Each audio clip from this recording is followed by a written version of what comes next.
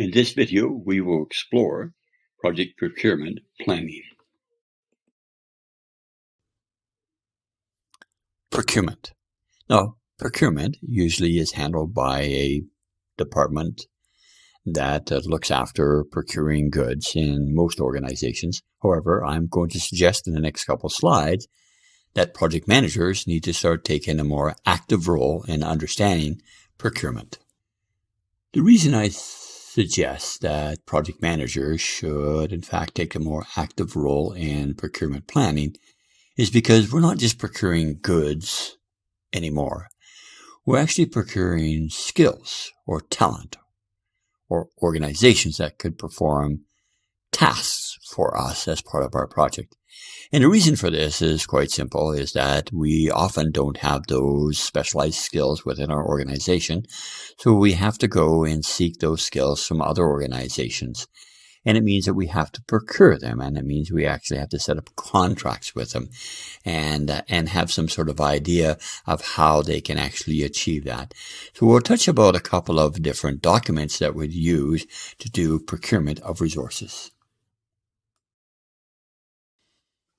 So let us explore some of the documents that are used in procurement. Okay. First of all, there's a request for information, an RFI.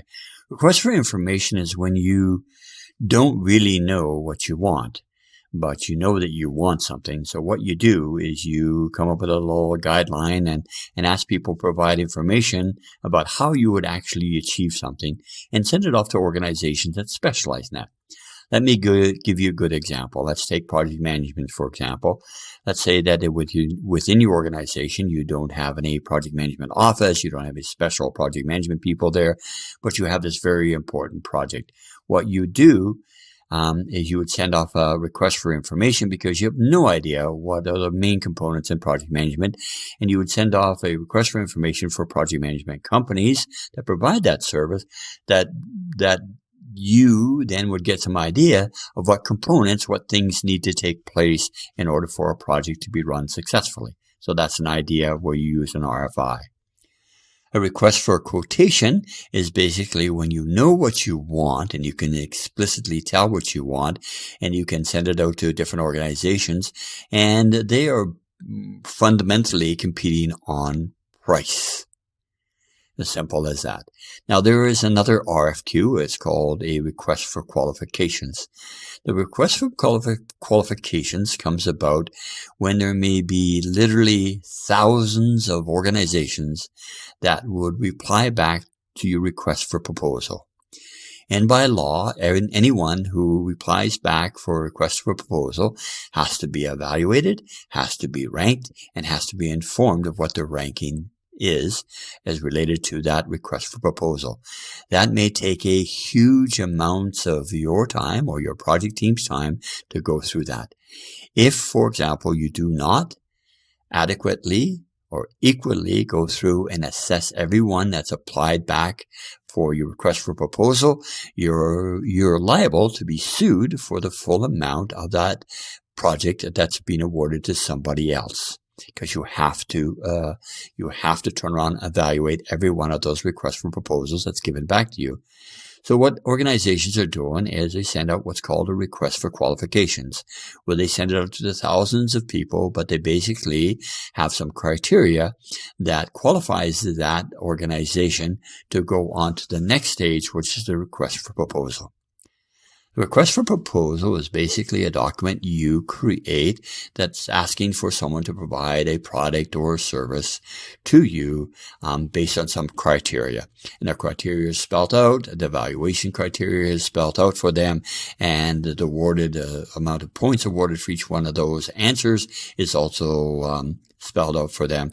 And that's given off to individuals or organizations where they actually reply back to that. And again, as an organization, you are compelled to actually evaluate each one of those in order to make an assessment, and you must let people know what they scored, and anyone has the right to have a review with you. So it can be quite time consuming. Now, my advice to these RFs, I's, Q's, or P's is treat that as if it was a project. unto itself. The last thing I want to briefly touch on is contract types. Now, I don't want you to become a lawyer. You don't need to be a lawyer to understand contract types, but as a project manager, you need to have some sort of idea of the type of contracts you can actually create with vendors out there to provide services for you. One is fixed price, and it simply is for X amount of work, we're going to pay you Y number of dollars. Very simple, very efficient, very good for both parties, as long as the statement of work, the why they're going to pay that organization, is clearly defined. The cost reimbursement is basically the same idea, a statement of work agreed to by both yourself and the vendor out there, but it's basically a fixed amount plus any costs associated in them to deliver that statement of work. So it's a little bit more in favor of the vendor than it is to your organization. A time and materials is basically an open contract that says, we don't know how long it's going to take, but we can do the job, and we're going to charge you so much for our time and so much for everything that supports our time. That really does favor the vendor and doesn't necessarily favor the organization. So those are the three main types of contracts. Now there are variations and combinations of each one of those. You basically need to just get an understanding of that, because it'll probably be up to you to administer those contracts if indeed it's for skills or talent or resources. This is the end of this video. Up next is risk planning.